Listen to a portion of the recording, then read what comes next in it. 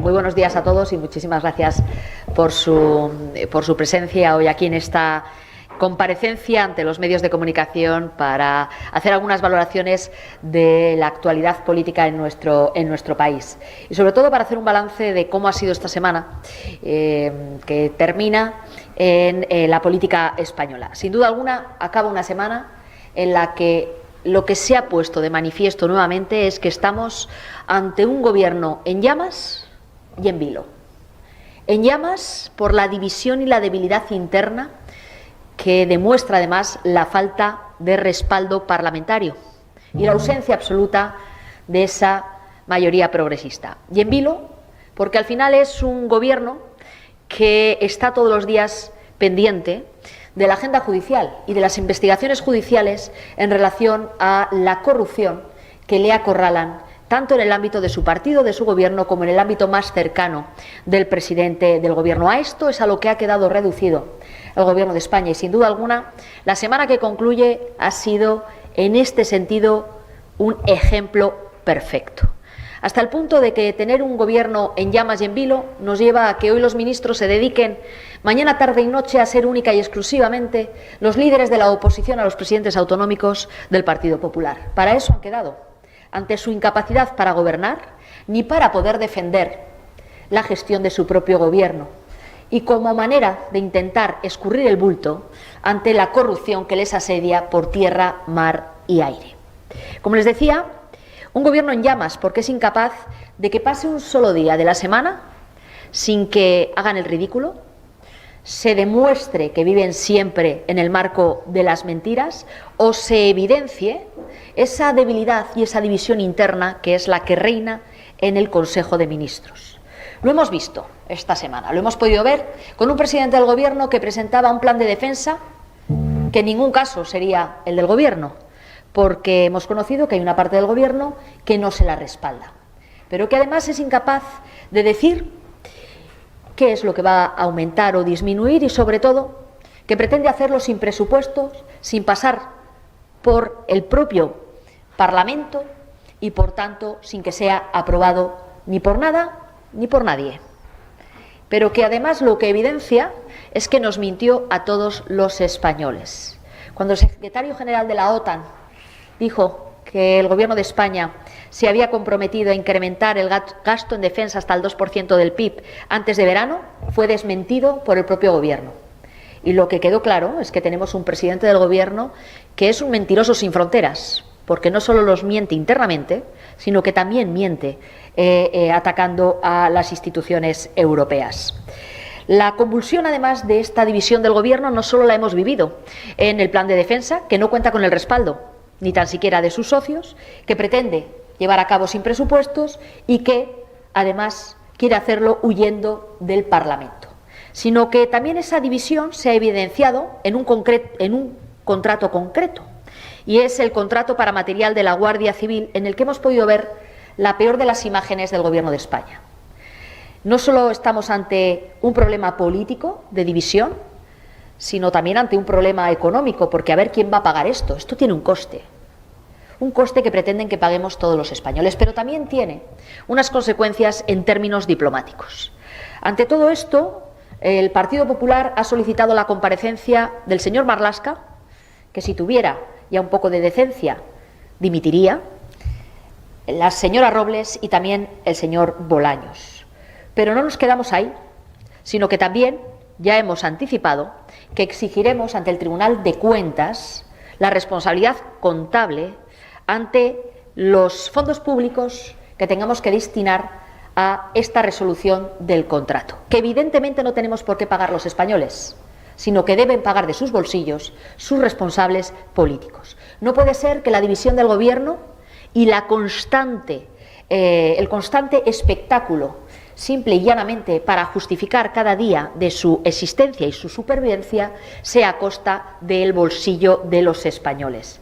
Pero es que además lo que debe explicar el Gobierno de España es cómo va a garantizar que la Guardia Civil o que cualquier cuerpo y fuerza de seguridad del Estado cuente con el material de primera calidad que España necesita para que puedan desarrollar su servicio y que, por tanto, se garantice la seguridad en nuestro país. De esto también tienen que dar explicaciones.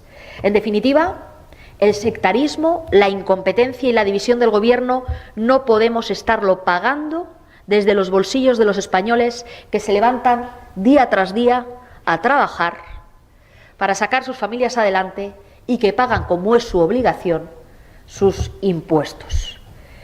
Lo que está claro es que sí hay algunos contratos que deberían rescindirse, que son concretamente los de los mandatarios incompetentes y sectarios que tenemos en la Moncloa y que son incapaces de hacer nada bueno por España y por los españoles. Esos son los únicos contratos que deberían de rescindirse en nuestro país, los de todo el Consejo de Ministros, ni más ni menos. Pero como les decía también, durante esta semana no solo hemos podido nuevamente comprobar que tenemos un gobierno en llamas, sino también un gobierno en vilo por las investigaciones judiciales que les acechan. Una semana en que hemos vuelto a confirmar la imparable investigación judicial que está muy activa y que está detrás de todos y cada uno de los escándalos que caracterizan al gobierno de Pedro Sánchez, al partido de Pedro Sánchez y al entorno personal y familiar de Pedro Sánchez. Una semana en la que hemos vuelto a ver al hermano del presidente del Gobierno declarando en un juzgado, al mismo tiempo que cada vez hay más evidencias de que la plaza se creó a su medida y que también tuvo capacidad de que se crearan plazas a cargo del erario público y, por tanto, de fondos públicos para algunos conocidos. Hemos visto, por tanto, cómo se estrecha el cerco sobre todos los manejos del entorno más cercano del presidente del Gobierno. Pero también hemos podido ver cómo se avanza en la investigación de todo lo que tiene que ver con el Ministerio de Fomento. Allí donde Pedro Sánchez puso a su todopoderoso número 2, el señor Ábalos, y que a través del señor Ábalos cada día hay más evidencias que de lo que estamos hablando es de una actuación sistémica de corrupción dentro del Ministerio de Fomento, que no quedaba reducido a unos contratos de mascarillas, que no ha quedado reducida a la colocación de las amigas del ministro que hemos estado pagando todos los españoles, sino que ya avanzan las investigaciones judiciales para analizar e investigar las contrataciones de obra pública. Esto lo que significa es que estamos ante una corrupción sistémica en el Ministerio de Fomento y, por tanto, dentro del gobierno de Pedro Sánchez, que no empezó con la COVID, que empezó antes y que ha seguido funcionando después de la COVID. En definitiva, que Pedro Sánchez lo sabía desde el principio y lo tapó. Y esa fue la causa por la que cesó a su todopoderoso número 2, al que convirtió en ministro de Fomento. Pero no van a tener fácil escapar de la verdad, ni de sus consecuencias penales, con las investigaciones judiciales que avanzan y que van demostrando que no eran bulos ni eran fake news que han publicado medios de comunicación, sino que cada vez hay más evidencias que en el ámbito judicial están demostrando esa corrupción sistémica, que va mucho más allá del ministro Ábalos, que va mucho más allá de que 4 pillos se enriquecieran con unos contratos de mascarillas mientras la sociedad española luchaba contra una enfermedad. Va mucho más allá, porque ya no solo hablamos, y también esta semana se ha podido evidenciar, de una corrupción económica, hablamos también de una corrupción política. ¿Y por qué? Hablamos de esa corrupción política y esa corrupción institucional, porque sin duda alguna esta semana también ha sido una semana importante en todo lo que tiene que ver con la investigación que afecta al fiscal general del Estado. También una investigación judicial sobre el sospechoso borrado de WhatsApps en su teléfono móvil. ¿Qué es lo que tenemos? Pues que de la mano de esa corrupción política e institucional que también ha implantado Pedro Sánchez en el Gobierno de España y, por tanto, en nuestro país, hoy tienen más credibilidad para la justicia las informaciones que puedan facilitar como han facilitado esta semana empresas extranjeras, como puede ser WhatsApp, Google u otras, que la propia palabra del fiscal general del Estado.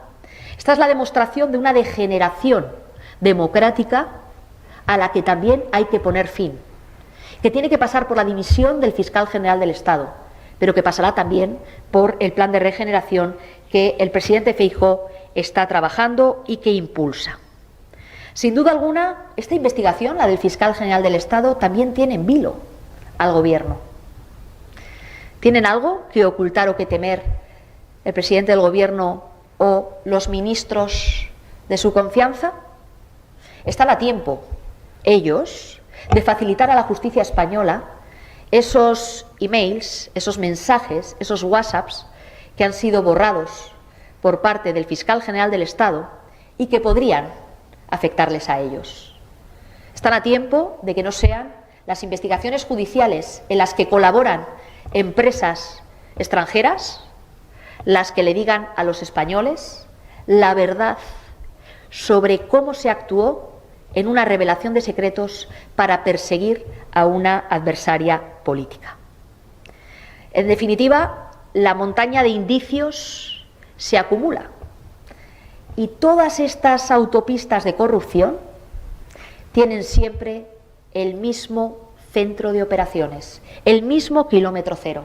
Y ese kilómetro cero es la Moncloa. Cada día hay más evidencias. Y lo que quisieron negar hace un año con aquella famosa carta en la cual se hablaba de una persecución de la mano de medios de comunicación, de la mano de la oposición o de la mano de una parte de la justicia, un año después, lo que queda claro es que las evidencias en las investigaciones judiciales están acorralando y acorralan cada día más al presidente del Gobierno. Y frente a todo esto yo creo que es importante un mensaje para los españoles, y es que hay alternativa. Hay otra manera de hacer política.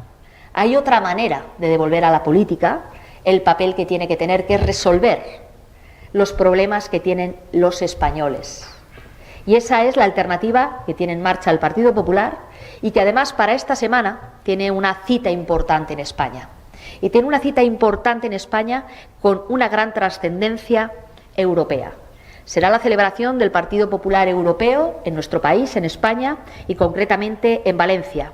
Es una cita de extraordinaria relevancia, no solo para Europa, que lo es, sino también para el Partido Popular de España, que como partido dentro del Partido Popular Europeo referente, plantea un liderazgo de la mano del presidente Feijóo.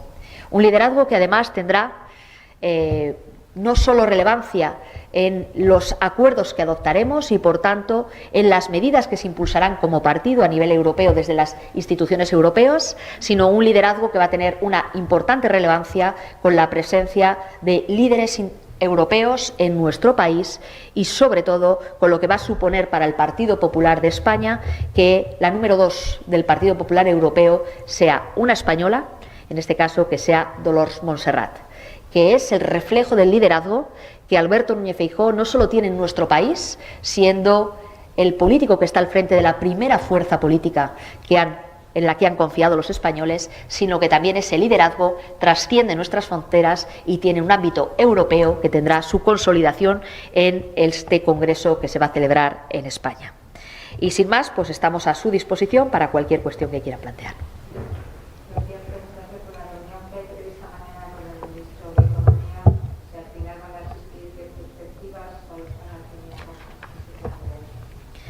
Pues mire, entiendo que se refiere usted a la reunión que está prevista con el ministro Cuerpo, ¿no? Y en relación a las políticas a desarrollar para luchar contra los aranceles. Bien, en este caso el Partido Popular ha sido muy claro desde el primer momento. Estamos en un momento importante y que no valen parches. Son necesarias reformas estructurales. La guerra de los aranceles no se puede solucionar única y exclusivamente con un real decreto que se queda corto. Se necesitan reformas estructurales y eso es lo que ha trasladado el Partido Popular al Gobierno desde el primer momento. Y que pasan por reformas estructurales que afecten, que aborden la necesidad de reformas en el ámbito energético, empezando por la prórroga de la vida de las centrales nucleares, que en estos momentos tienen condicionada ya su permanencia. Por otro lado, reformas fiscales. Por supuesto, también reducciones de cotizaciones en los sectores y en las empresas que se pueden ver afectadas y que ya se están viendo afectadas por la guerra comercial. Un fondo especial que se financie de la recaudación de los propios aranceles que como país estableceríamos o hemos establecido en el marco europeo, y sin duda alguna la necesidad de unos presupuestos generales del Estado. Esto se lo hemos trasladado al Gobierno ya hace 21 días. Hasta el momento no tenemos respuesta. Debe creer el Gobierno que el Partido Popular es el único partido al que le puede pedir el apoyo o exigir el apoyo a cambio de nada. Y somos muy claros. Nosotros no extendemos cheques en blanco al Gobierno de Pedro Sánchez. Nosotros estamos para defender los intereses de España y defender los intereses de los españoles. Y en este sentido, estas propuestas a día de hoy no han tenido ni una sola respuesta. Seguimos esperándola. Pero diré más, la única respuesta que sí se ha tenido viene de la mano del propio Consejo de Ministros este pasado miércoles, donde se autorizó a Enresa la contratación del servicio para el desmantelamiento de Almaraz, que va justo en la dirección contraria de lo que nosotros estamos planteando y exigiendo. Lo que nos preguntamos es si esta es la voluntad que tiene el Gobierno de Pedro Sánchez en relación a llevar a cabo las reformas estructurales que España necesita y que la industria demanda. Reformas estructurales en el ámbito energético para garantizar energía y para garantizar un precio de la energía que garantice la competitividad de nuestras empresas, las empresas españolas. Por lo tanto, está remitido el plan de medidas que el Partido Popular ha trasladado al Gobierno, que son necesarios y de las que queremos hablar, y sobre las que entendemos que hay que abordar esta crisis de los aranceles y esta guerra arancelaria. Y a eso es a lo que estamos esperando. Ya le trasladamos al Gobierno que nosotros no vamos a avalar un parche que ya decimos que no es suficiente. Así que estamos esperando respuestas.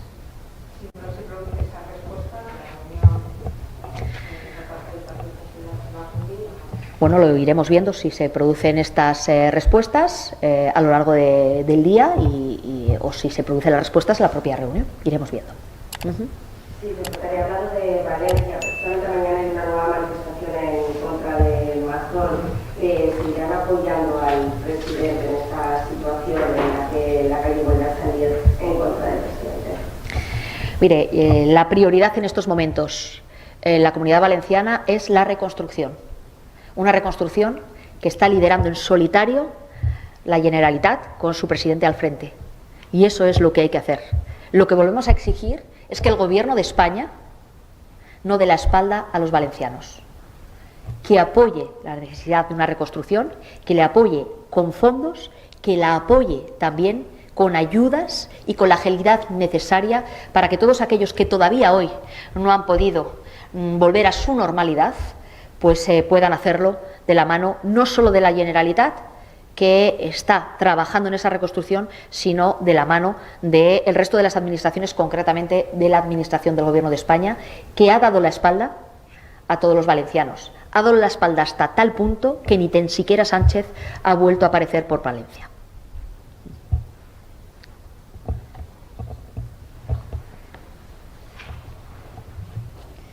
Muy bien, pues ya está. Muchísimas gracias.